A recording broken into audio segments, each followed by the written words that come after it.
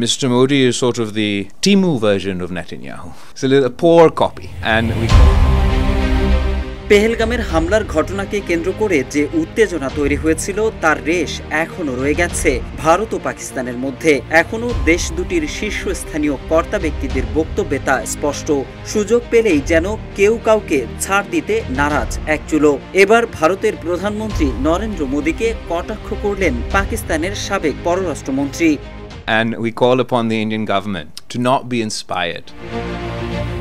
৩ June মঙ্গলবার new ইয়র্কে জাতিসংঘের এক বক্তব্যে ভারতের প্রধানমন্ত্রীকে কটাক্ষ করে বিলাওয়াল ভুট্টো জারদারি বলেন, ভারত এখন ইসরায়েল থেকে অনুপ্রেরণা নিচ্ছে। মোদি নিজেকে নেতানিয়াহুর মতো প্রমাণ করার চেষ্টা করছেন, কিন্তু তিনি তার অর্থাৎ নেতানিয়াহুর ধারে কাছেও নেই।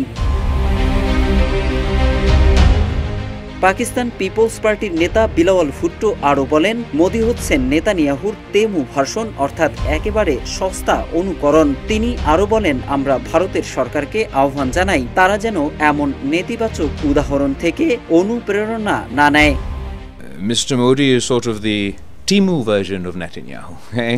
It's a poor copy, and we call upon the Indian government to not be inspired. পিপিপির এই নেতা আরও বলেন, পাকিস্তান তার মহান সভ্যতাগত ঐতিহ্য নিয়ে গর্ব করে। আমরা সিন্ধু সভ্যতার উত্তরাধিকারী। মহেঞ্জোদারো আমার নির্বাচনী এলাকার কাছেই।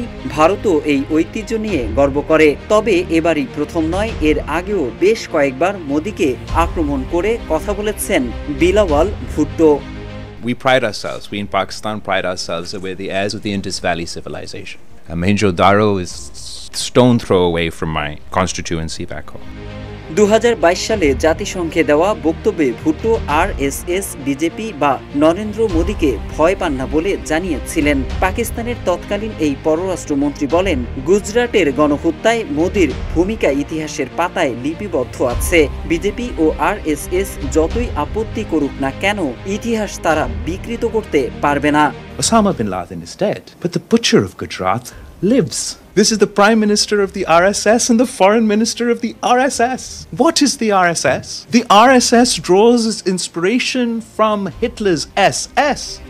ভুট্টোর এই বক্তব্যের পর তখন বিজেপি প্রতিবাদ জানায়। দলটির পক্ষ থেকে একে অসভ্য ও অরুচিকর ব্যক্তিগত আক্রমণ বলে অভিহিত করা হয়। ভারতের পররাষ্ট্র মন্ত্রণালয়ও একে নিম্ন স্তরের আচরণ বলে মন্তব্য করে। তবে পুনরায় মোদিকে কটাক্ষ করে তেমু আখ্যা দিলেন ভুট্টো।